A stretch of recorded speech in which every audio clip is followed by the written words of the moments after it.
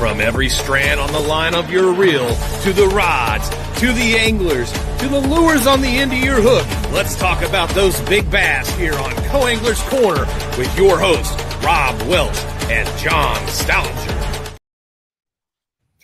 Hello, everyone. I'm John. Hi, y'all are. Cajun Rob here hanging out with you on a Wednesday night. Yeah, and in between us, we have the famous Jeremy Maye. I don't know what he's famous for, but we'll figure that out. That's for sure. I ain't famous by no means. I just call it a lot of destruction. The infamous Mr. Right. Mayhem. For There we sure. go. All right, so For sure. yeah, Jeremy contacted me a couple weeks ago and wanted to do a show on bedding fish, bedding bass, and how to catch them. So we're letting them. Yep. So let's start out, Jeremy. If people don't know what they are, what are bedding fish? Well, bedding fish are there's three different stages, I guess. The first stage is where the buck bass kind of slides up there. It does its little thing, kind of makes the bed, kind of protects the bed, moves gravel around, moves sand around up in the shallows. And then you have multiple females just coming up there, checking out this guy's bed. Oh, no, your bed sucks, guy. So I'm going over here to this other guy over here or whatever. Okay, so you have that actually happens. I mean, I've seen it firsthand. I've been doing this for a very long time, 25 years, whatever. Wow. And there's I guess a rotation of females that actually will come through a male's bed and inspect it. These are facts. This is from biologists. This is not just some shit I'm making up right now in the garage. And they'll actually come in there and inspect the bed, hang out with the male for a minute or two or a day or two, depending on the situation. And if they don't feel comfortable with that male, they're going to move off to another one. And so, again, once that happens, then you get the males. The females kind of get together. They just start, circling the beds or whatever, and they get very protective. And this is where the fishermen come into play and kind of screw things up. So we'll need to take one out of the bed, whether it's male or female, and another one will just slide in there and do its thing. So that's pretty much it. And then after the female kind of drops her eggs on that little sweet bed that the male made, he's going to go off she's going to go off out in the abyss, whether she's going to go shallow or she's going to go deep. The male's going to stay there and protect it, as we call fry garters. So. Yep. And they hate lizards and bluegills. They hate just about anything. Yeah. If it moves, they hate it. I can relate to the buck bass, Oh, yeah. just having all those multiple women and they all leave, just say, see ya. Just gone. That's right. Yep. But you have to wiggle your wiggler. Reminds me of my single days when I was younger. Yeah. That's right. You got to do your dance. You got to have good dance moves. So That's right. up. But I think it's amazing too when the female has eggs. You see the male bass like hit her in the side to help, have the eggs come out. I think that's amazing. I mean, they hit hard. I've seen them. Yeah, do last weekend, I'll tell you a little story. Last weekend, I was on a tournament, and I found two beds. The females were rolling around. When they start rolling around and going on the side, dropping their eggs or whatever, you ain't catching that fish. So don't sit there and don't beat it up. But I saw one probably 10, maybe 11 pounds. Probably another one over probably 12. I mean, massive. And dude, I sat there for hours, knowing that I already knew this. Like when they start flopping around, you're not gonna catch them. I was like, come on, baby, just working that wiggle just a little bit more. And 1 minute. 1 minute. I just need 1 minute of your time. That's it. Maybe 30 seconds. I'm not being picky. And but anyhow, if you guys don't know, when those fish start rolling around like that on the beds, you're gonna catch the male all day long. So if you have a 2-pound male, or say if you have a 10-pound female, there's typically a 2-pound, 3-pound male roaming around somewhere. Yep. And that's the one you're gonna have to catch, and that's what I look for. And one little trick I've learned too is when they start doing that, the male actually will back off the bed. they'll actually back about 5 feet off the bed, kind of like staging that. They'll be suspend off the bed. Right. I don't know, 5-10 feet somewhere off the bed a little bit, and that's where you can catch them. They're not going to be around the bed very often until after she drops the eggs and says, "Hey, dude, hey, I done dropped it. I'm going. Peace out. I'm going out to this deeper water." Nice. So, yeah, that's what happens. Absolutely. So, what's up, Mr. Roy? I'll How's it answer going, y'all Roy? comments tonight since y'all last night y'all just blew my comments out the water. Okay, Hey, I got him on there. I point. got him on there. I know. I got him on there, man. It was like, it's all Yeah, good, but man. your boy kept talking and talking and talking. I was like, come on, man. I got some Yeah, I good. I know. got some good juice here. So You anyhow, do, man. You bring the heat, man. I'll grant you that. I just keep it interesting, man. Sometimes things get stale around here, so I just kind of fire it up. You But got to stir anyhow, the pot. You got to I stir the pot. do. I like stirring the pot. It's my favorite. Yep. So, all right. So I guess after that, those girls kind of like roll on her sides or whatever. They go out. They go out there and suspend. I mean, it's easy to catch the buck bass, 100%. Yep. Right, John? Yes, sir. So They guys, guard that fry. They guard that fry, man. They're relentless on guarding that fry. but again, I guess we need to back up a little bit. I guess we can get into the early part of the spawn, maybe. I know you guys, John, you're getting ready Yes, to sir. experience this. Are you guys on the spawn right now or no? No. I'm like almost past the spawn. I got a little bit of spawn, but most of them's post, I think, here. Yeah, I'm kind of like 3/4 of the way through. I think most of our fish now are. We have that, this last full moon just come through here. I think our fish are getting ready to be done as well. So. Yep. Now Jeremy, I always heard they go in stages. Now, I've always heard the big fish go first. Has that been your experience, or is it just kind of a mixed bag? Man, honestly, here recently, I don't know what's in the past couple years.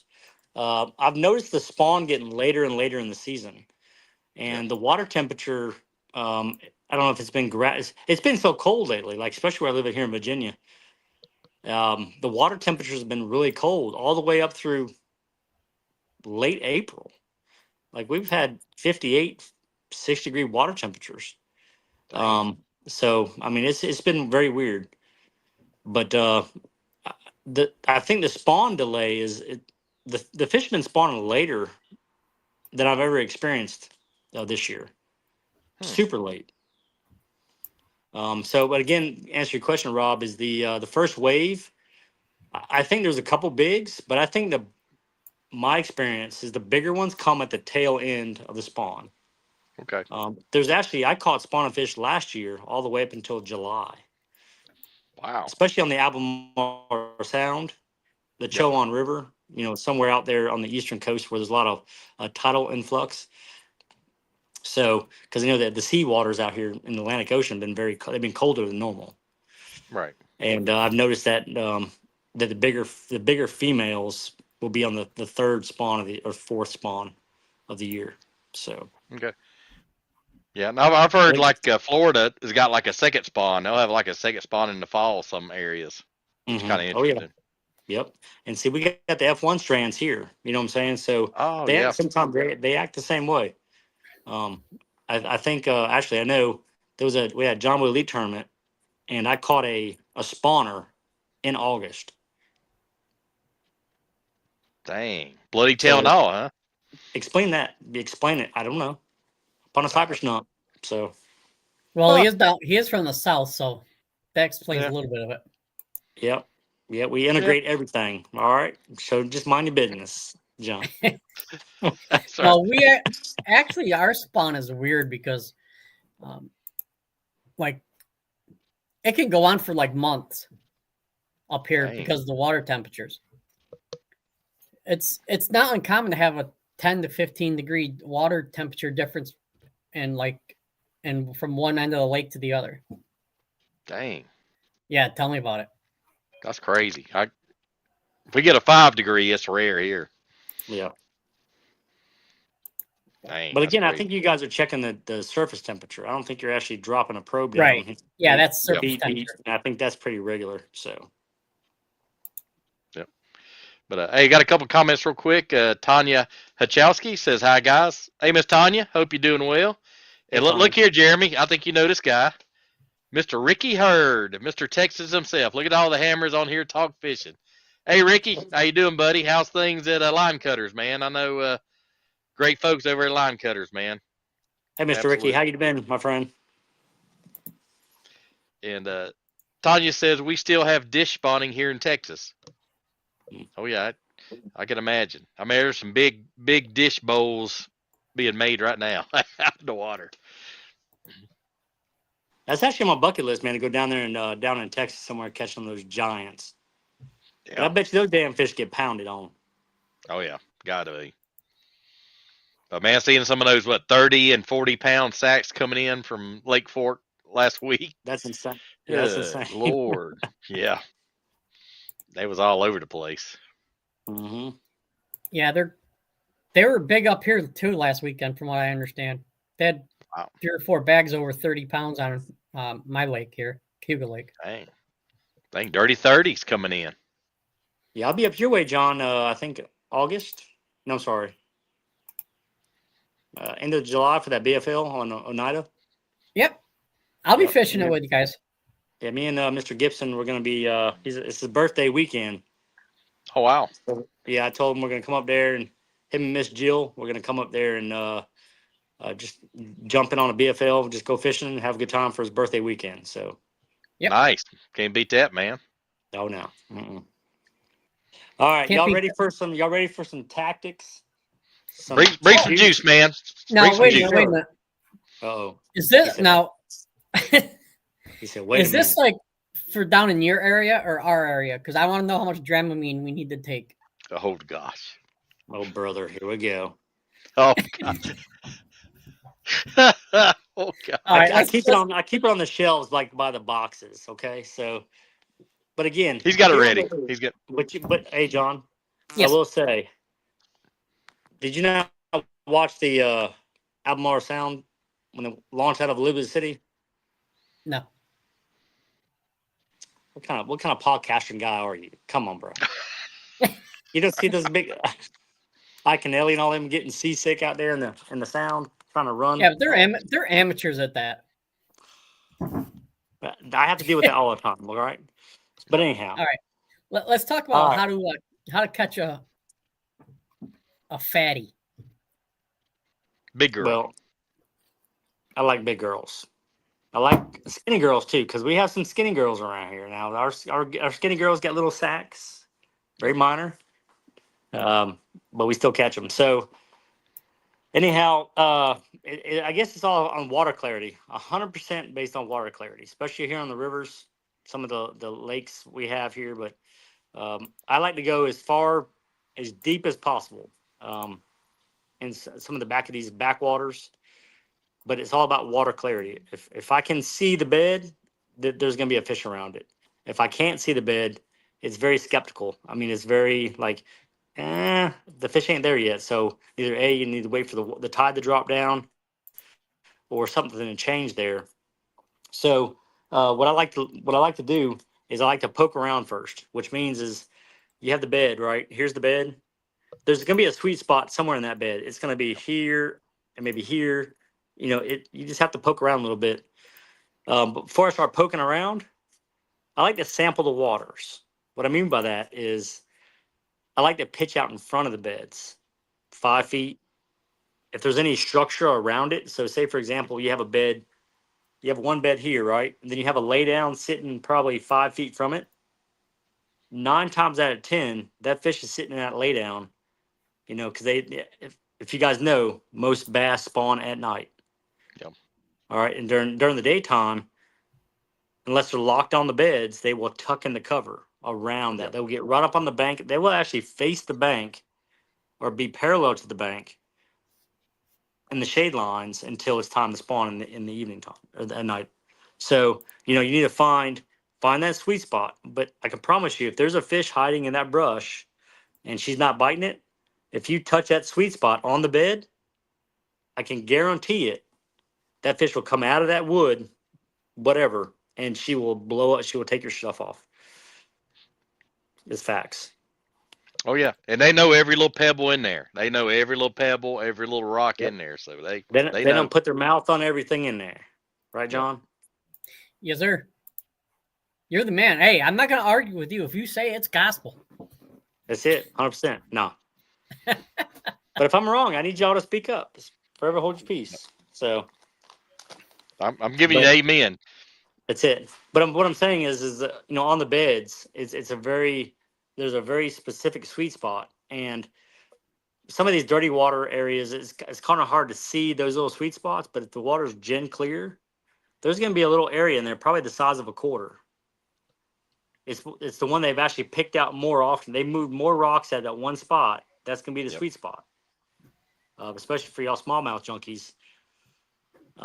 So if you can see that little silver dollar white spot with good glasses, that's where you need to be pitching to. You don't want to pitch on it. You want to pitch past it, and you want to drag it into that spot. And that's why y'all see like Kyle Welcher and some of the really good sight fishermen, Drew Cook. Some of these guys, they know those sweet ambia spots, right? So they'll sit there and they'll tap their rods on it, and when it hits that one sweet spot, they'll drag it in there, and then they'll go or pull the line or whatever your method is. So that is very important. Yeah, I've heard a story of Jacob Prosnick one time. So he was washing the bed and said this little turtle kept coming up, and he hit that spot. Largemouth would like suck it in, spit it out like about third time, and then he like got a bunch of Cincos and made a little round shape, pitched it in there, and caught that fish. Yeah, and he is a Virginia hammer. I fish with him all the time. So oh yeah, he's a good guy. Yeah, he is. So he learned from one of the best. He learned from Moo Daves back in the days, so I know that. Yeah, Mr. Moo Daves, he's still fishing. Actually, we're fishing against him this weekend. So nice. Yep. He's getting on up there. Got a couple of quick comments. Gonna get in here. Ricky Hurd says there was 40 pounds on Toledo Bend last week in the BFL. Wow, that's insane. That is, man. That's what you catch when you roll out of bed, Ricky. Ain't it like 40 pounds? You have a dirty 40 when you roll out, don't you? Must be nice. Yep. And then Roy Daniel says, "Hey, what's up, guys? Overwork and underpay. You two are doing it. Hey, man, we bring it. Whatever we got, we bring it. May not be 100%, but we bring it. We brought it here in the South. Oh yeah. We brings it. Who brings it? For sure. No commentary from the Mr. Northern guy up there. Hey, I'm just here for the show. Oh, I hear you. I paid my admission. There you go. Hey, you got a season pass, brother. You're good. Then hey, my buddy, old buddy Robert Rock Holiday said, "What's up, fellas? Hey, what's up, Rock? Hope you're doing well, my friend." Looks like he's enjoying his new job he's got. So. Oh yeah, he's good for him. Yep. Yeah, he's doing well. Happy for him, and got his knee 100%. So you better watch out down there in Georgia way. He's 100% now. Nice. Yep. So you guys want to dive into some baits? Absolutely, man. All right. Well, this is my staple right here. This is actually my rods. I ain't done nothing to them. I like beaver style baits, but I will select between this one and the white one based off of water clarity. So if it's a high noon, afternoon, I go to black and red. If it's kind of overcast conditions, I'll go ahead and switch to straight white. Yep. And that's my go-to. I throw mine on a 3/0 EWG flipping hook. Yep. And I've actually changed my hooks this year because my my hook sponsor kind of went, shut the doors. So I'm actually throwing the Gammas. Gamakatsus. Yep. So far I've been very impressed with them. Very good. But yeah, that's what I throw. I throw mine on I put a bobber stop on them for bedding season, especially in open water, because what it does is it don't allow that bait. I can be very precise with it versus if I didn't have a bobber stop on there, that weight would kind of separate from the bait and it would not, it's just all over the map. It's hard to skip it. It's hard to actually, it's very hard to skip without a bobber stop on there. So hard to control and hard to control too. Very hard to control. So But I'll go ahead and I'll pitch up to that one. And sometimes if the fish get really finicky or they're really shallow, I'll take the bullet weight off completely, and I'll just let it kind of just, float around in their bed zone. If I cannot see that little silver dollar area, I will actually just take it off, take the bullet weight off, and I will actually just let it drift around the bed just to kind of get that sweet spot. And when that bait gets over top of that sweet spot and that fish reacts to it, I know I'm getting close to it. So then I can start pick up my other rod with the bullet weight back on it and kind of pick that little spot apart, if that makes sense. Yep. Yep. Absolutely. And it's not about color. Color has nothing to do with it. It's all, the only reason why you have that color on there is just for your personal, so you can see the bait, what you're doing with it. That fish don't care. If that fish is locked onto the bed, it don't matter what color it is, pink, purple, white, gray. It don't matter. So now, believe it or not, I have a couple friends, and they will dye the bait up towards the top of the bait, the tip of the bait, like a chartreuse, so it makes it easier for them to see it. yeah, it's pretty much. But again, it's for the fisherman. It's not for the fish. Yeah. Correct. So I think a lot of people get that misconception about that. That it's, the fish, oh, we're going to change the green pumpkin. No, it doesn't. Dude, if those fish are locked onto the bed, which means if you're 5 feet from them and those fish are still on the beds and they haven't gone out the deep water yet, they're locked on. Oh yeah. So you need to power pole down or stake your pole down, throw an anchor or something. You just have to find that sweet spot. And that's a lot of people don't understand that little sweet spot. And again, it's only about the size of about that big. Yep. Every time.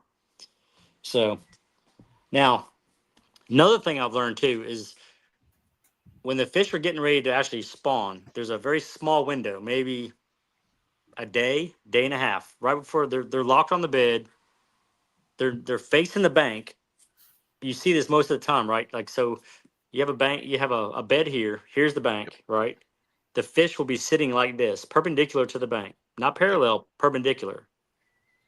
At this time, this is where you have to pick up a swim jig, a moving bait, chatterbait, jerk bait, something shallow running that you have to swim it by them and you'll catch that fish immediately. Yep. So, but again, that comes with experience. Exactly. It puts, well, you know what mood they're in. So good tip. But again, just remember that when the fish get in this mood, right, and they're facing the bank towards the tail end of their spawn session, that means they're getting ready to drop the eggs the next day.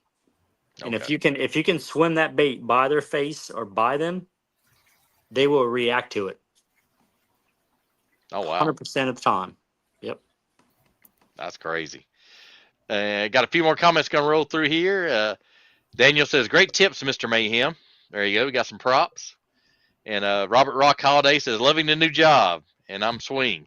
So good job, Rock. Glad to see you. What you swinging there, Mr. Rob? It must be his flipping stick, knowing him. Oh, all right. Then our little buddy Ricky Hurd says, tell Jeremy to hook that boat up, drive down here to Texas. We go fishing on Rayburn one day and then Toledo the next. There you go, man. You got an invitation right there. Well, I'm coming down in October. That's my plan. Going down there Nice. Late October. So we're going to chase the fall bite. There you go. Can't beat that. And then our good friend, Miss Ashley Klaus says, hey, y'all. Hey, Ashley. I hope you're doing well down there. And then our good friend, John Adams says, good evening, guys. Good evening, Mr. John. Hope you're doing well. Hey, John. How are you, sir? All right. Yeah, I've seen like Ish Monroe throw them big tubes, like them 5-6 inch tubes. And like I said, bright white, some different colors. So Another thing too, guys, is if the bass is actually picking the bait up and moving it off the bed, they're not, they're not inhaling it. They're just kind of nipping at it and moving it. Yep. That means your bait's too big. So I normally start off with these two right here. Big difference. See that? Yep. I'll throw the 7-inch. I guess this is the biz bait. It's got the big bulbous tail to it. Hold on. Yep. So I'll start off with this one first because this one has got a really high float. Like it'll sit on the bed and it'll just dance around, do its thing. Sometimes they'll just engulf it, but sometimes they'll just like pick the tail off and you just carry it off. You go set the hook just and kind of nip it. The tail's on. Just nip it. Yeah. So when that happens, I'll just go ahead and I'll go to the smaller bait. Again, color doesn't matter. It's still a little bulbous tail, but it's a high float by Biz Baits. Yep. And when they pick that up, I mean, they can really inhale it, and you just jack them. And 9 times that, because usually on the 3/0s, the hook points somewhere around right about. I don't know if you guys can see that, about right here. Yeah. So when they pick that up, usually it gets them on the bottom of the lip every time. Cool. So, but yeah, and I throw straight braid most of the time. Sometimes I'll throw 18-pound or 20-pound fluorocarbon sunline. But other than that, that's my go-to. All right. So, and then when I go to the white, I go to the missile baits. Yep. So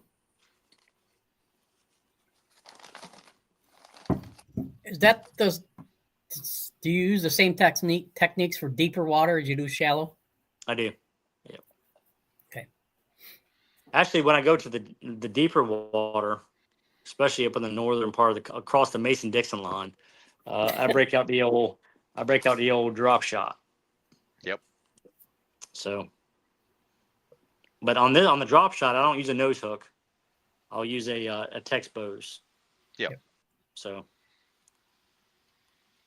and I throw a bigger line. Like I'll throw this is a 16-pound sunline fluorocarbon to a 12-pound. I think that's the old Daiwa braid. Yeah. Yeah, I've been on camera before, and the water go up like 10 foot, and they're still on like the original shoreline. And smallmouth was like bedding on that original shoreline. So I've seen them do that. Now another thing too is a lot of people say that the fish don't bite after they spawn. Like literally, like once they start rolling around that night. The next day, what they'll do is they'll kind of go out there. I've seen it 2 times. They'll go out there and suspend off the bed where they were like staging at while the male was doing his business, or they would actually go and sit right up on the bank, especially in the high Sundays, just to kind of recuperate a little bit. That's when the old swamp lure comes into effect. Oh yeah. And that is I've caught more fish, man, on this thing doing it this time of the year. I mean, I'm talking about directly after the spawn. Cool. Because there's that funk, right? Like but a week or 2 after the spawn happens, that we can't catch no fish. Well, I think you guys are fishing in the wrong direction, because 9 times out of 10 they'll go sit on the bank, and they'll catch anything just real quick that comes in their face right off the bank, especially at nighttime. If you guys ever been night fishing before, during the spawn, what happens is they'll get up there and the little frogs will come out there, try to skirt across the water, get on the logs or whatever, and they eat those frogs. So, yeah, so whatever's an easy meal for them, for sure. Pretty much, just something quick and easy. Yep, absolutely. And Ricky, quick comment. Good to see you guys. I got to go catch y'all next time. Hey, Ricky, good to hear from you, man. Hope everything's well down in Texas, and you take care, my friend. You can always catch us on the replay. That's right. Always got us on YouTube. 100%. Yep, because Facebook, Facebook's starting to delete live feeds, like, 30 days now? Yes. Starting to delete feeds, but we got all our stuff on YouTube, so anybody wants to see some of Jeremy's previous, got a lot of good content from Mr. Jeremy there, you can go to YouTube and check it out. Yep. So anyhow, guys, that's pretty much it about the spawn, man. It's not very complicated. I think a lot of people make it complicated. One thing I will tell everybody is, especially during, I guess, that time when you have both the fish near the beds, it's the best time of the year. Like, you can load the boat in a minute, but you have to understand the behavior of the fish. So if those fish are really skittish and you roll up on them and they both bounce out, they're not ready. They're not going to do anything. They just slid up there. So you got to keep that in the back of your mind. Like, all right, so the next bed I roll up onto, I'm going to stay back a little bit and maybe try to hit the bank with the lure. Don't splash the water around it, but actually hit the bank, you know what I'm saying, or hit the rock, whatever, and then drag it slowly into the water and get bit. So you just got to be mindful about stuff like that. Yep. So. Absolutely. Like I said, mood is everything, like I said. And I said, a lot of times you'll see, I know you've seen them, they'll be in pre-spawn, spawn, and post-spawn. You'll have fish in all 3 stages in the same cove sometimes. Yep. And one thing I have noticed too is in the first and second waves of fish that come in, the females, they'll actually like to spawn on wood. like on docks, stumps. Some of them in the back of the creeks, but they're not going to be all back there because of the cold fronts. So most of them will spawn on pontoon boats. I mean, they spawn on, the mooring buoys lines or the anchors down below. You know what I'm saying? So there's a lot of different ways to go. But I think the first and second waves are actually more reluctant to do that because they actually sit along the wood to warm their eggs up. Versus in the third spawn that comes through, they're more, typically a little bit smaller sometimes, but you still have that megalodon that will come up there and get nasty on you. So I know the last turn I fished down on the James, the fish around the knees, I'm spawning. Yep. Yeah. And they literally spawn right up again. Like they will literally sit. If you ever watch them on live scope do it, or they'll actually sit right up against it. Yep. So it's actually pretty cool, especially on the river systems. Yeah, I've seen them use old bluegill beds too. I've seen them go in a bluegill bed field, and there they are. I'm like, oh, well, there they are. Yep. They're recycling, I guess. Well, what happens with that, Rob, is after the bass the female actually spawns. Yep. She'll go out and kind of recuperate out, that 5 or 10 foot zone off the bed. Yeah. And if she decides to go, most bass after they spawn, they either go shallow or they go deep, right? Yep. And sometimes those shallow ones will actually circle that bed, and they'll just do figure eights out in front of the bed and wait for those bluegill to come up there and take over the bed. And that's why these people in the bluegill spawn, because it happens right after the bass spawn, dude. Yeah. Yep. The bluegills will kind of slide up there and say, "Hey, bitches, I'm taking this, okay?" And then what's happening is the females, sometimes the bigger ones, will actually hover around that, waiting for that because they know it's an easy meal. Yeah. And a lot of people don't know that. So. Yeah, plus it's kind of tick for tack because you'll see bluegills come up and try to eat bass eggs. So then it's the bass's turn. Oh, I'll get you back. So I've heard that too. So it happens 100%. Again, Absolutely. This is all from experience. This is not something not in a book or a textbook or anything else. This is all based off experience, what I've experienced in a very long time. So. Yeah, like I said, usually bass spawn here mid-April. It seems like they are a little later than usual, but it's like you said, last couple of years, the timing's been off. Like the shad spawn, and even like the carp, carp splashing around doing their thing. It's just weird. Hey Rob, we had the first term of the year. I think it was like mid-April. We already had a shad spawn going on. Dang. 58-degree water temperature, and I was like, "This is weird." To this day, I can't figure it out. I'm not the only one that witnessed it. It was, my fishing buddy as well. So. Oh yeah, I had a BFA on Center Hill Lake out by Nashville about a month ago, and they had a shad spawn the first hour, and there were shad laying all on top of the logs and stuff where they flopped up there and couldn't flop back. Yep. And I said, man, the birds and the turtles are gonna have a field day because there's shad just laying everywhere. Yeah. Yeah. Normally when that happens, man, you follow the turtle pattern, as I call it. Yep. So if you get on a bank somewhere, you don't see any turtles, and all of a sudden you see a shit ton of turtles in just one general area, there's a shad spawn happening in the morning. 100%. Yeah, there's food there. There's food there. They're hanging out. Yep. So, and I've seen some big turtles too, man. I mean, here lately, some of these places I've been fishing for a very long time. I've never even knew there was big ass damn turtles, but probably about half the size of my hood. So. Dang. Oh, biggins. About as big as getting fatter. Head. Yeah. Oh, they're bigger than that. Yeah. I've seen some down in Louisiana about big as a hood down there. It's scary. Oh, yeah. But what's the biggest fish you ever got off a bed? Able to get off the bed? Actually, the one I caught about 3 years ago, 12 pounds, 11 ounces on the James River. Wow. That was a toad. Yep. Actually, yeah, 12.10, sorry. I posted it on Facebook. You can go check it out. It was there. Okay. A big girl. Sweet. Yeah. Yep. Wow. That was. But again, it was 58-degree water temperature in January. Huh. That's interesting. On a chatterbait. Wow. But she was in that water fire. gets that warm up here. It was like I said, she was off the bed. I saw the bed. I saw the buck bass when I walked up there. When I pulled up to it, the buck bass he scurried off. So I circled back around. It was about a 3.5 pound buck bass. I turned around, and I was parallel on the bank, and she was sitting off the bank, suspending off the bank, off the bed. She was literally right in front of the bed, like I said, 5, maybe 10 feet off. And that I brought that bait right by there, and she just blew it up. And I was like, all right, didn't fight or anything. And actually, my daughter, she was with me, and she netted the fish. Huh. Yep.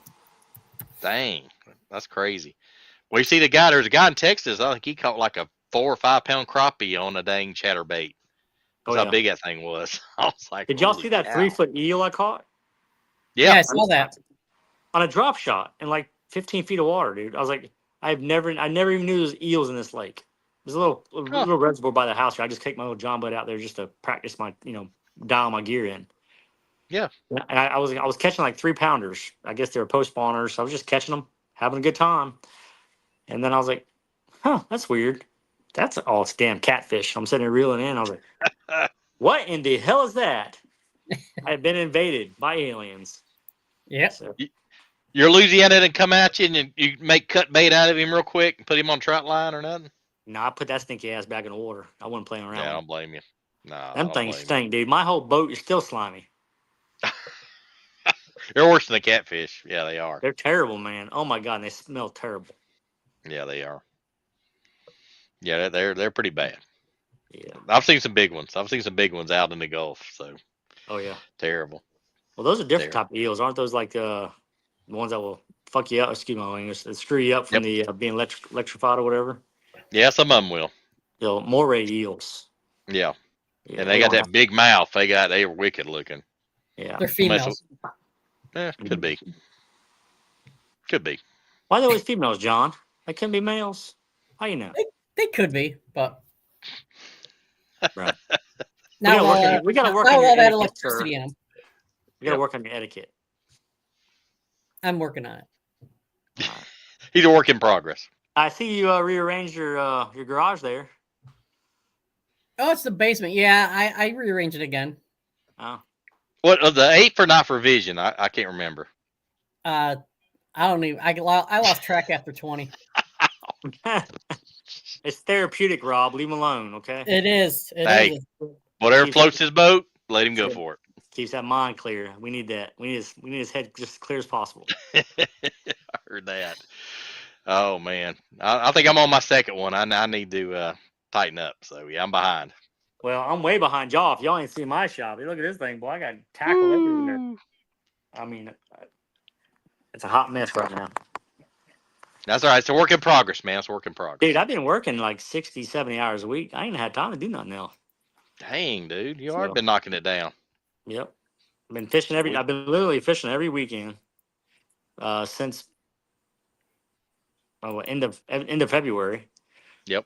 So I work all week, and then I'm gone probably Friday, Saturday, Sunday fishing with tournaments for the Virginia Elite 70s and the Alpha Series. So, yep. I really, well, again, our seasons will stop here probably last tournament's in June. So yep. I won't have any more tournaments after June because we fish everything. We cram everything in between February and June. So. Yeah, they do. They go to switch the night tournaments here. They do the night Wildcats and night tournaments here. So about June. Yeah. See, Jeremy, that's when you can come up here because our tournaments don't start till June. Yeah. There you go. That's expensive, my friend. And Mama ain't gonna let me do that. I heard that, man.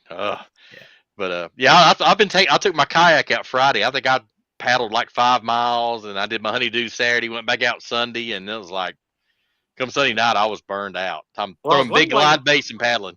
Well, I was wondering why you lost so much weight there, Mr. Rob. You're looking good there, sir. Down 36 pounds, brother. I like it. It's from all that damn. I'm getting there. I'm coming for you. I'm coming. I'm coming. It's it's been a work in progress, and it's funny. I'll do one thing and I'll lose weight and I'll plateau, and then I'll do something else and I'll lose a little weight and I'll plateau, and it's like I have to keep mixing it up. But it's been John good. Looks like he done gained 100 pounds over there. John, what you been eating on, bro? Gained about 40 since October. Wow. What are you doing? Eating. You need to get a damn like a treadmill or something in your basement or garage or wherever you're at. Get a what? A little treadmill in there while you're fishing around or maybe working on your tackle. Yeah, I should probably do something. That's it. Yeah, It makes a good clothes hanger. I'll just say That's that. right. I got one. I got one too. I think I just moved one out to the garage. I think my wife bought it, and I think she had it for like a week. She's like, "I'm not going to get on the thing." I was like, "All right." So it's not going to sit in my garage for 6 months. So I was like, "Yeah, I'll move it out there." And then I drug it out by the road the other day and put a sign on it that said "free." So Oh wow. yeah, It makes a good clothes hanger though, and it rod. does. It makes a good rod holder and clothes hanger. So Yeah, facts. facts. But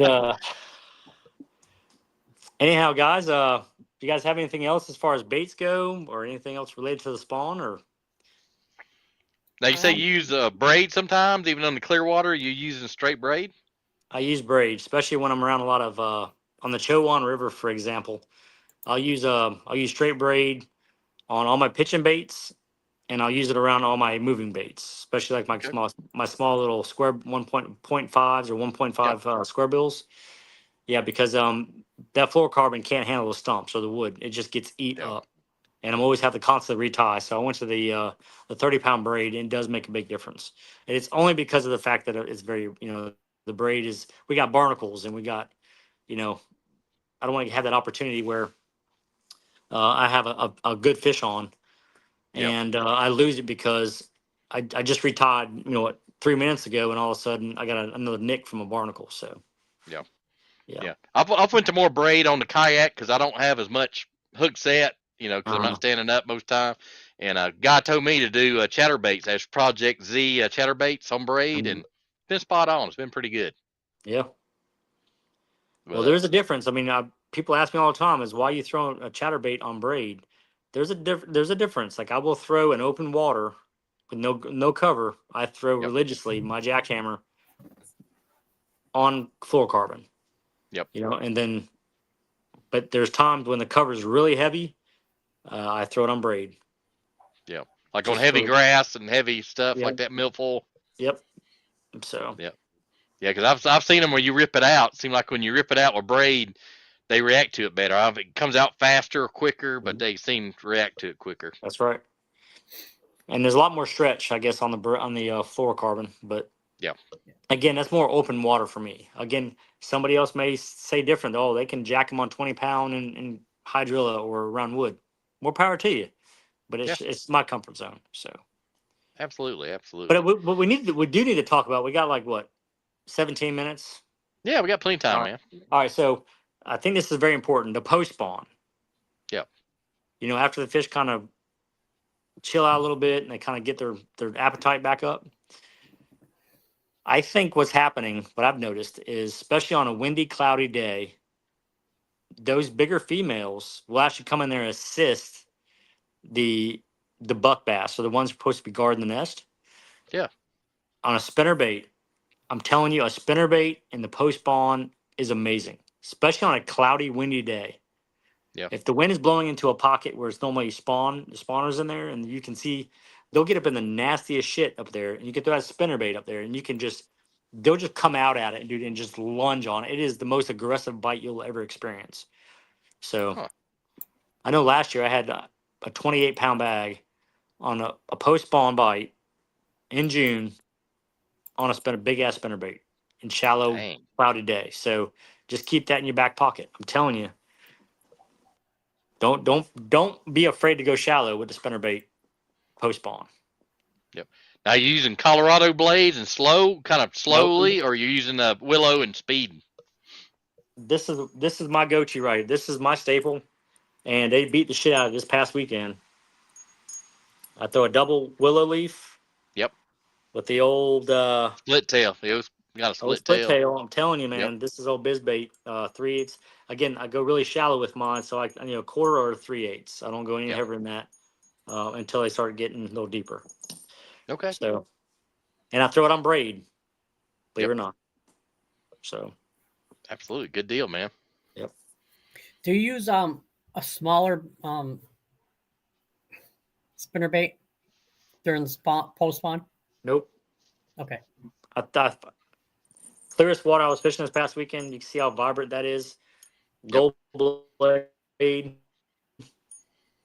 Still got grass on it. Yep. These are number. This is number. This is a 3.5, and this is a 4. This Yep. is white chartreuse. You can see that.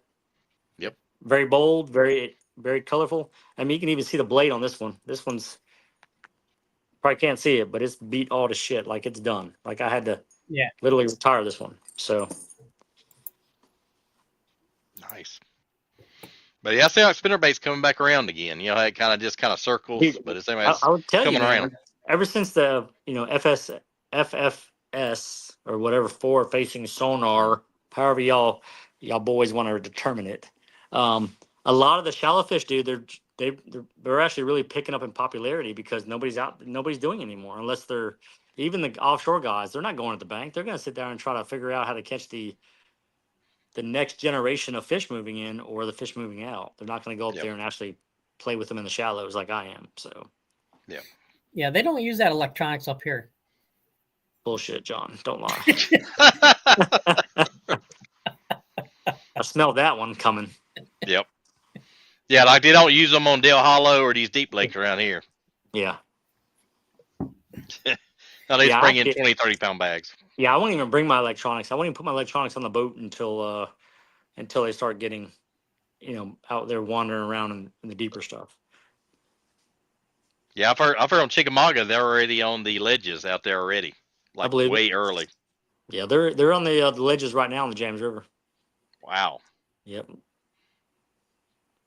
Yeah, I'll find out Sunday because I'm fishing the Big Bass Tour Sunday, so we'll see how it goes. Yeah, they got a Big Bass Tour up there in what river is that? Susquehanna? Is that where Susquehanna?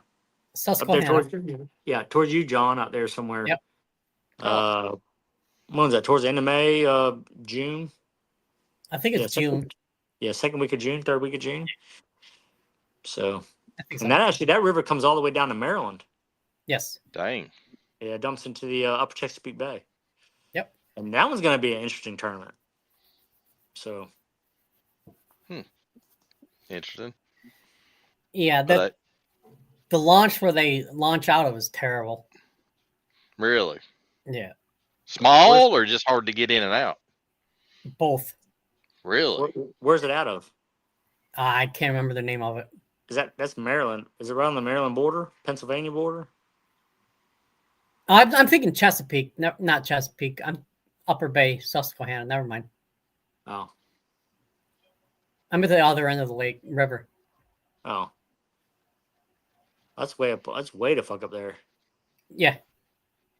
Yeah, I don't think anybody's gonna go in that far. If they do, that's a heck of a run. Good Lord, that's a heck of a run. But have you noticed? I know a lot of forward-facing guys I talked to said they're having to throw further and further. Like it was 40, 60, now 80 foot. They're having to throw out now.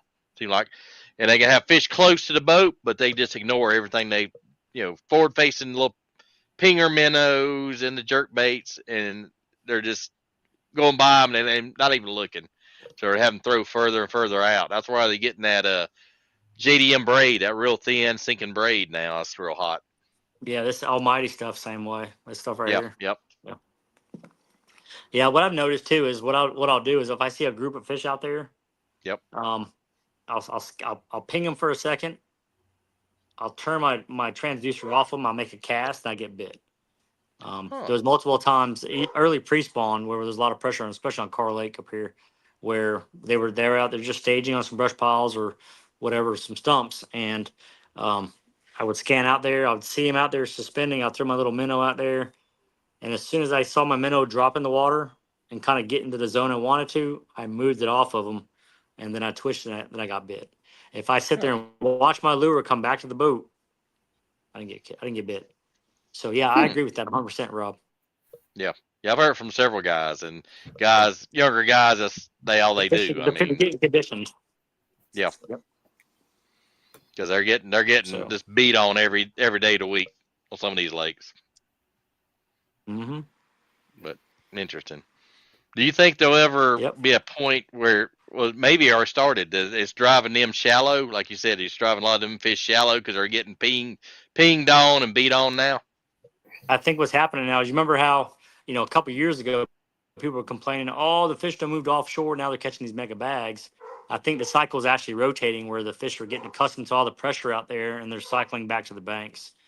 Yeah. But they're getting more sneakier this year. Like, they're getting underneath way far back, like super shallow, under the shadiest where people can't cast to.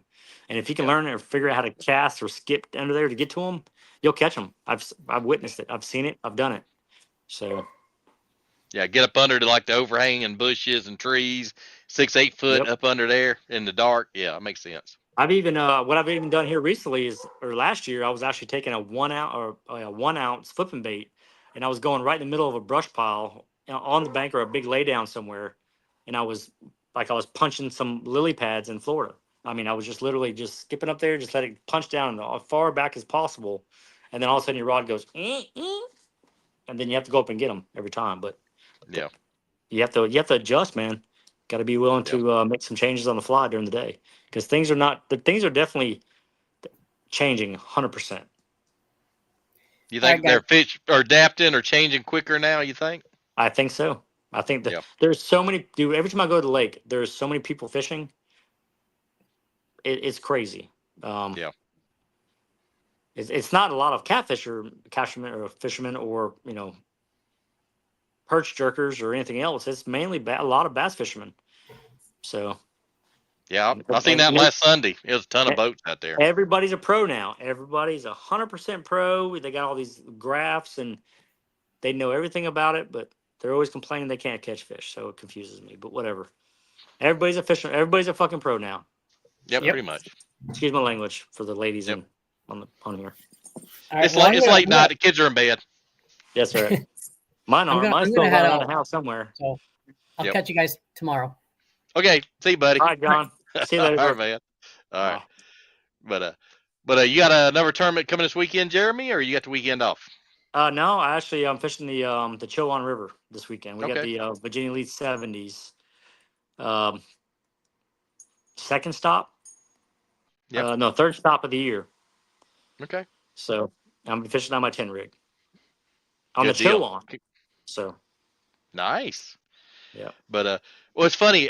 When weekend before last, I fished the BFL Center Hill Lake right outside of Nashville, and a guy needed a link, so like the Thursday before I registered and went, and we had 50 boats in that BFL.